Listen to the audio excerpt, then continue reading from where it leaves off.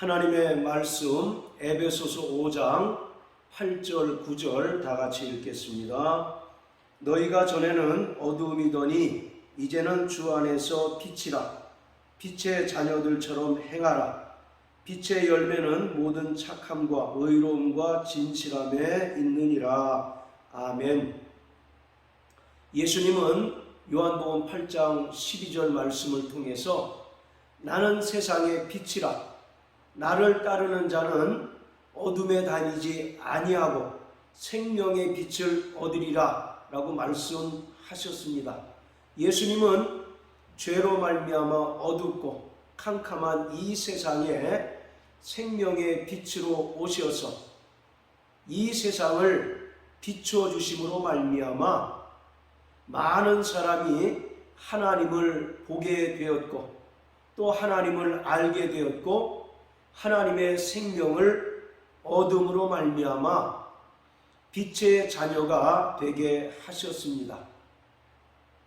그렇기 때문에 예수 그리스도로 말미암아 이 세상에 빛으로 오신 예수 그리스도로 말미암아 빛의 자녀가 된 자들은 마땅히 빛의 열매를 맺어야 합니다.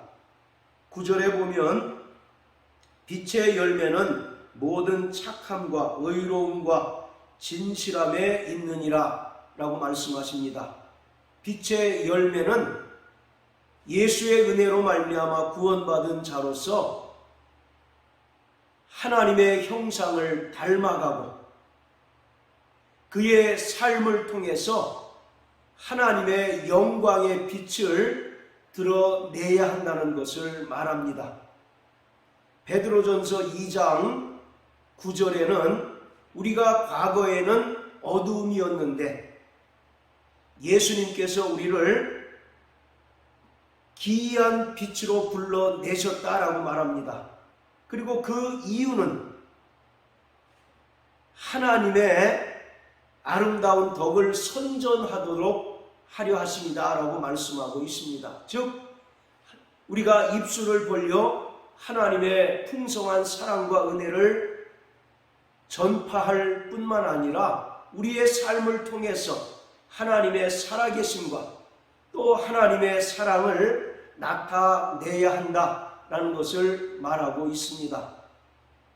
성도들은 이 세상에 속하여 살아가지만 분명히 세상과 구별된 자들입니다.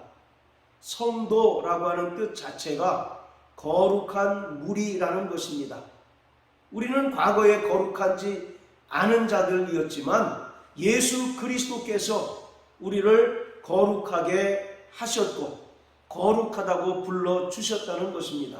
그래서 히브리서 2장 11절에 보면 거룩하게 하신 자와 거룩하게 함을 입은 자들이 다 하나에서 났으니 형제라 부르기를 부끄러워하지 않는다라고 말씀합니다.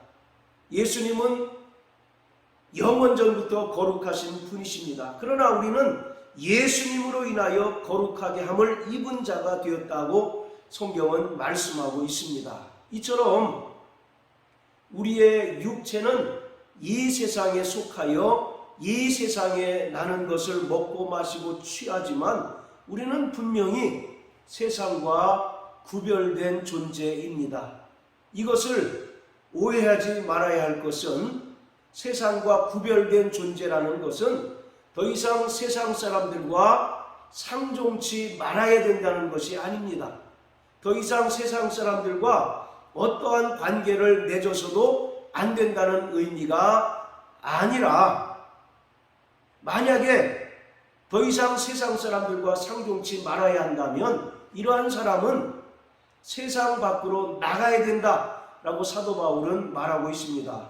자, 고린도전서 5장으로 한번 봅니다. 5장 9절 10절입니다. 내가 너희에게 쓴 것에 음행하는 자들을 사귀지 말라 하였거니와 이 말은 이 세상에 음행하는 자들이나 탐하는 자들과 토색하는 자들과 우상 숭배하는 자들을 도무지 사귀지 말라 하는 것이 아니니 만일 그리하려면 세상 밖으로 나가야 할 것이라. 도무지 사귀지 말라 하는 것이 아니다라고 말합니다. 세상과 타협하지 말라는 것입니다. 그리고 세상 사람들로부터 죄에 대한 영향력을 입지 말아야 된다는 것을 말합니다. 오히려 세상의 빛으로 오신 예수 그리스도로 말미암아 빛의 자녀가 되었기 때문에 우리를 통해서 빛의 열매가 나타남으로써 그들이 하나님의 선한 영향력을 통해서 하나님을 보게 되고 또 생명의 빛으로 오신 예수님을 알므로써 구원 얻고 저들도 세상과 구별된 죄와 구별된 존재가 되도록 하라는 것을 말하고 있습니다. 우리가 예수를 믿는다는 것은 세상의 많은 종교 가운데 우리는 기독교와 성향이 같기 때문에 기독교를 선택하고 또 기독교에 속하여 기독교를 신봉하는 종교인이 된 것을 말하는 것이 아닙니다. 우리가 예수를 믿는다는 것은 전인적인 변화를 말하고 있는 것입니다. 과거와는 분명히 달라진 총체적인 변화를 말하고 있는 것입니다. 그래서 칭의라고 하는 것은 우리는 아무 공로 없고 아무 자격이 없지만 하나님께서 예수 그리스도께서 친히 십자가에 달리셔서 흘리신 피를 믿는 자들을 의롭다 선언해 주셨고 무죄하다 선언해 주신 것이 바로 칭의로서 이 칭의 선언으로 말미암아 우리의 신분이 온전히 변화된 것을 말합니다.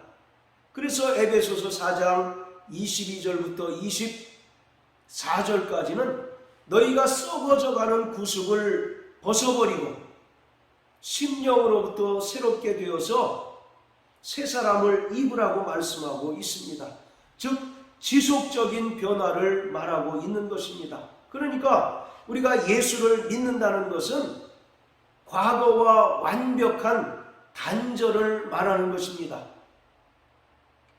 과거 애굽에서 430년 동안 종살이하던 이스라엘이 홍해를 건넌 것은 과거와의 완전한 단절을 말하고 있는 것입니다. 그래서 과거의 삶을 추억하지 말아야 하고 또 과거의 습관을 답습하는 삶을 살지 말고 새롭게 변화된 하나님의 백성으로서의 삶을 살도록 하나님께서 광야에서 철저히 말씀으로 연단하고 훈련시키신 것입니다. 이처럼 우리가 예수를 믿는다는 것은 과거와 다른 총체적인 변화된 삶을 살아내는 것을 말하고 있습니다. 마가복음 1장 15절에 보면 예수님께서 요한에게 침례를 받으신 후 공생애를 시작하시면서 첫 번째 하셨던 말씀이 때가 찼고 하나님의 나라가 가까이 왔으니 회개하고 복음을 믿으라 라고 말씀하고 있습니다. 여기서 회개라고 하는 말은 메타노이아 라고 하는 헬라어가 쓰였는데 이것은 하나님께 완전히 돌아서는 것을 말합니다. 어떤 윤리적인 도덕적인 죄 때문에 잠시 감정적으로 뉘우치는 것을 의미하는 것이 아니라 과거의 삶과 완벽하게 다른 하나님께 돌아서는 것을 말하고 있습니다. 우리는 과거에 철저히 자기중심적인 삶을 살았던 자들입니다. 또 세상 중심적인 삶을 살고 세상의 가치관을 따라 살았던 자들이었습니다. 그런데 회개하고 구원을 받았다는 것은 이제는 하나님 중심의 삶을 살 뿐만 아니라 우리의 아버지이신 하나님의 성품을 닮아가고 하나님께서 요구하시는 거룩한 삶을 살아가는 자들로 완벽하게 변화된 것을 말하고 있습니다. 그리고 또 우리는 살아가면서 여러 가지 얽매이기 쉬운 죄들로 인하여 죄를 범하게 되는데, 그때마다 하나님께 죄를 자복함으로 하나님께서 우리의 죄를 사하시고 또 우리를 정결케 하시는 그러한 은혜를 체험하며 살아가는 자가 되어야 하는 것입니다. 자, 오늘 본문 보시면 너희가 전에는 어둠이었다 라고 말합니다. 그러나 이제는 주 안에서 빛이라. 그러기 때문에 빛의 자녀들이처럼 행하라고 말합니다. 이것이 바로 회개를 뜻합니다.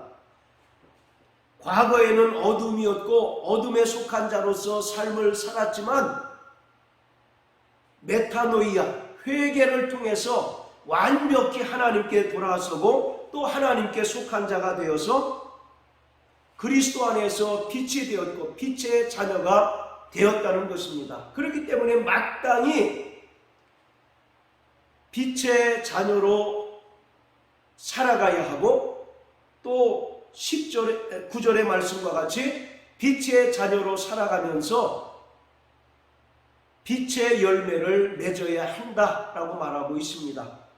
그래서 9절에서는 빛의 열매를 세 가지로 설명하고 있습니다. 첫째, 모든 착함, 그리고 둘째는 의로움, 그리고 세 번째는 진실함입니다. 여기서 모든 착함이라는 것은 소극적인 개념으로 나 혼자 착하고 선한 삶을 사는 것을 말하는 것이 아니라 적극적인 의미로 이웃을 섬기고 이웃을 사랑하는 삶을 말하고 있습니다. 예수님께서 어떤 계명이 가장 큽니까? 라고 묻는 사람에게 답하기를, 첫째는 마음을 다하고 뜻을 다하고 성품을 다하여 주 너희 하나님을 사랑하라. 그리고 둘째는 내 이웃을 내 몸과 같이 사랑하라. 이와 같이 말씀하셨습니다. 그러면서 이것이 온 율법의 강령이다 라고 이와 같이 말씀하셨던 것처럼 빛의 자녀로서 모든 착함의 열매를 맺는다는 것은 철저히 자기중심적인 삶에서 벗어나서 타자중심적인 삶, 즉 이웃을 섬기고 또 이웃을 사랑하는 삶을 살아내야 한다는 것을 말하고 있습니다. 누가복음 10장에 보면 선한 사마리아인이 나옵니다.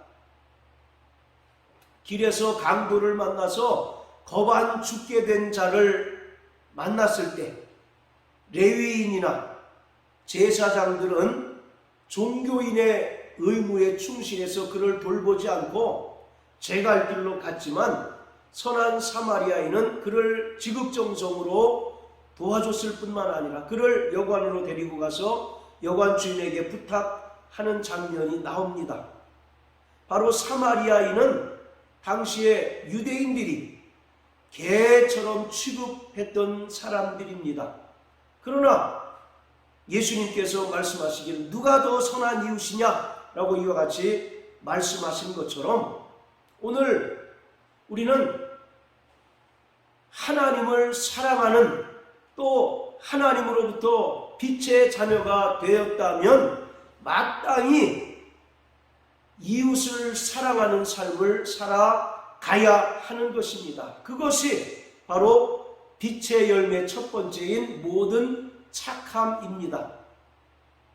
자, 그리고 두 번째로 의로움이라고 하는 것은 철저하게 하나님의 공의를 이 땅에 실현하는 삶을 말하고 있습니다.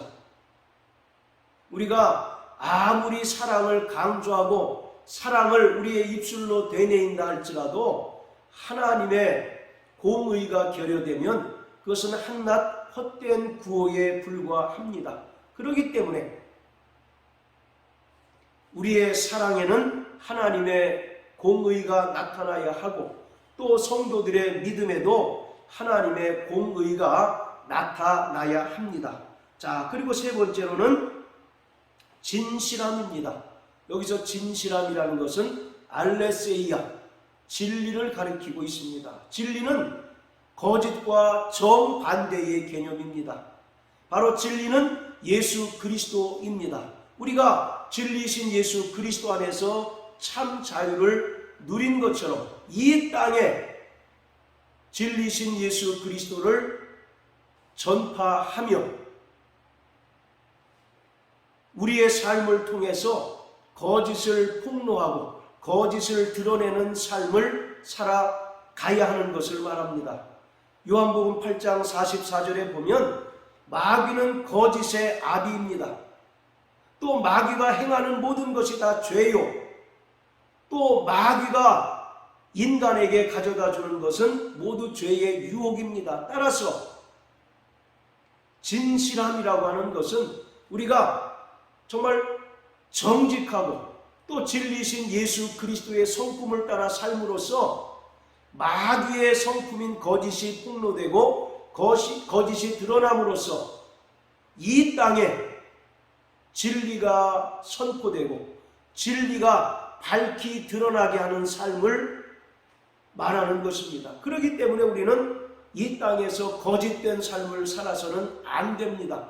특별히 그리스도인들은 자기에게 당장 손해가 오고 손실이 온다 할지라도 그 위기를 모면하기 위해서 거짓말을 해서는 안 됩니다. 그래서 베드로전서 2장에도 보면 애매히 고난을 당해도 하나님을 생각하여 참으면 은혜가 된다라고 말씀한 것처럼 우리는 어떠한 경우에도 오직 진리이신 예수님과 같이 이 땅에서 거짓됨이 없이 치우침이 없이 진리의 말씀을 따라 순종하며 또 진리이신 예수 그리스도의 그 성품을 온전히 이 땅에서 실현하는 자가 되어야 하는 것입니다.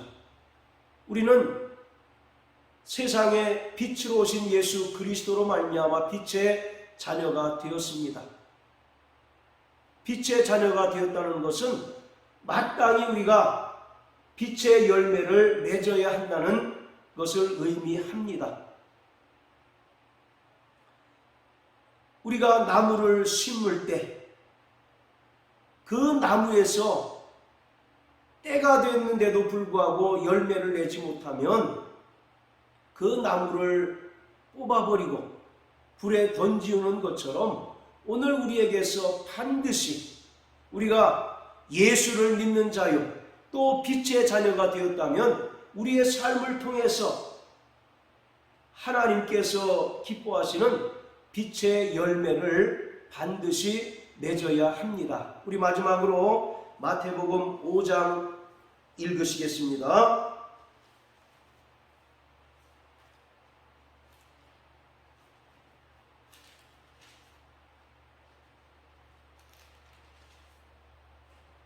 마태복음 5장 15절 16절입니다. 사람이 등불을 켜서 말 아래 두지 아니하고 등경 위에 두나니 이러므로 집안 모든 사람에게 비추느니라.